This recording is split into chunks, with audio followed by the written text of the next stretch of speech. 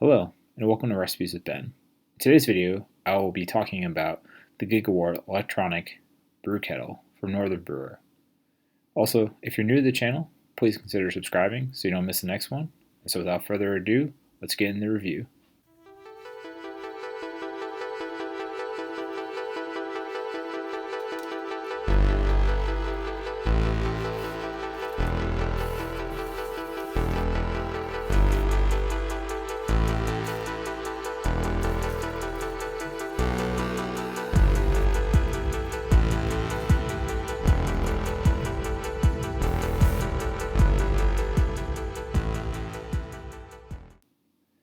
So let's start with the assembly, which is really only the ball valve at the bottom of the kettle. So to start, you're going to first want to add the dip tube to the main bottom piece that has the O-ring sandwiched between it and the inside of the kettle, to which that piece was then pushed through the opening at the bottom of the kettle and then added a collar on the outside and finally screwed that into place with the hex nut, creating a watertight seal. The threaded portion of the main body on the outside of the kettle was wrapped with Teflon tapes about 2 or 3 times before finally cutting it with a pair of scissors and before the ball valve was added. The ball valve was secured in place by spinning it around the threads and finally added the barb to the ball valve, and this is where the liquid can be dispensed at the end of the brew day into a fermenter. As for the product's dimensions and features, this kettle can hold a max of 4.4 gallons and has a standard 3-prong plug that can go into any 120 volt outlet, and this works well with wall plugs as well as with an extension cord. In the front of the kettle, there's a light up display that turns on the kettle. It also allows you to set the temperature for, say, a mash or a boil, and then it can also be increased as well as pre-programming a shutoff time. It does have a max run of 3.5 hours, which I'll get to in a little bit. Just to the right of the digital display is the on and off switch, as well as next to that is where you can switch the wattage from 1600 watts for heating to 600 watts for boiling. So now that we've covered the basics of the Gigawort, let's get into my thoughts on this actual product. I bought this product when there was a Cyber Monday sale last year as a small scale replacement for my propane system.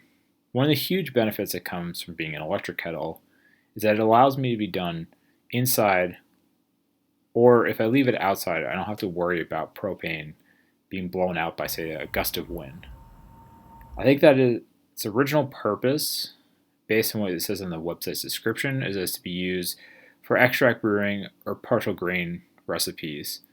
But if I use a mesh bag, I can use this kettle for mashing as well and doing a small scale brew.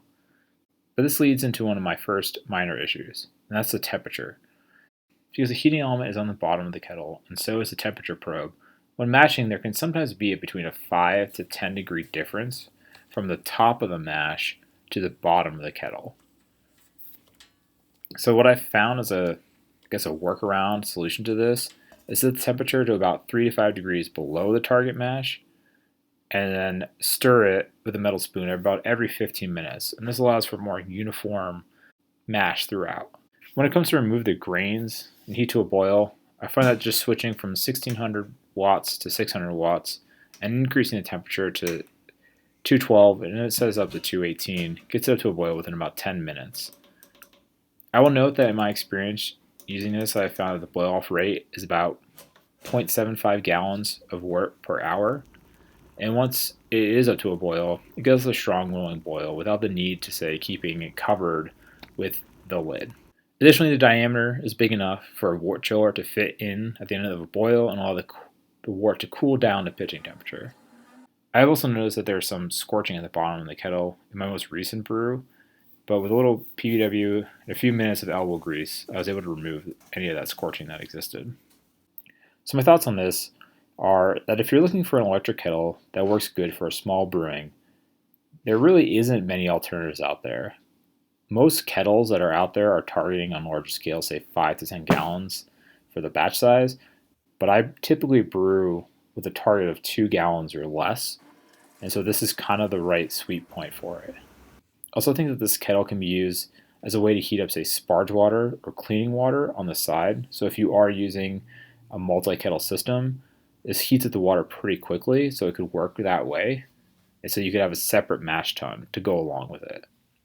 I do wish that it came with some kind of connecting tubing to transfer the wort at the end of the brew day into the fermenter, because I have a glass fermenter, and so I basically have to use a siphon to transfer it over, even though it says you could pour it directly in. I don't have the correct tubing, and it wasn't sold with it to transfer it properly. Additionally, there is one thing I would like to point out is that it does have a built-in 3.5 hour shutoff feature, which means that if you were boiling for 3.5 hours and forgot it, it would automatically kick off the element and stop heating the wort or the beer. But if you say you wanted to do this for kettled sour, because you could keep the temperature at 90 degrees, it's going to shut off after 3.5 hours. But typically, kettle souring takes about 24 hours to 3 days, or even longer. And you really need that constant heat to keep it above to kill off any other bacteria that could get in there. So this really wouldn't be a solution. So you'd probably have to find some way of putting a heating jacket around the kettle once you've gotten to that point. Now, when you compare this to the alternative of propane, I find the system is much better at the temperature part, especially with the mash, because it's able to be programmed. Even with the minor fluctuations in temperature, compared to, say, using those large 5 to 10 gallon water jugs for mashing, I found that just lost temperature way too quickly, and I wasn't getting very good efficiency in them. Whereas this, after a few times running, I've increased my efficiency pretty much every time. I think the key is stirring that mash. So far on the Gigawort, I've successfully brewed 2 batches of beer. And that includes the peanut butter cup stout and the honey ginger lime rye ale. And I'll link down to the original brew day videos down below.